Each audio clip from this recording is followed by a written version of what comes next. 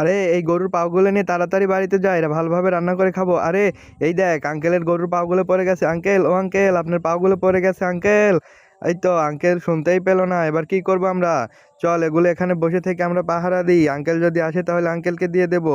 হ্যাঁ ঠিক বলেছিস। এই তো বাড়িতে চলে এসেছি, এখন এগুলো রান্না করবো। আরে আমার পাগুলো কোথায় গেল? মনে হয় রাস্তায় পড়ে গেছে, এখনই খুঁজতে হবে। ওই তো ওরা দুজন এখানে বসেছে। আরে মা, তোরা এখানে বসে থেকে কি করছিস? বন্ধুরা, তোমরা যারা কুকুর দেখেছো তারা ভিডিওতে একটি লাইক করে দাও, আর যারা বিড়াল দেখেছো তারা চ্যানেলটি সাবস্ক্রাইব করে দাও।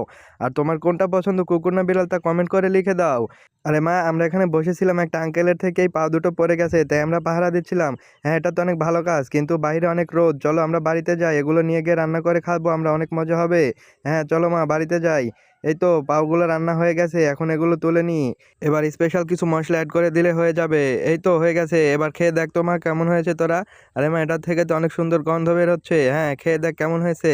আরে এটা অনেক মজাদার লাগছে খেতে, অনেক টেস্টি হয়েছে।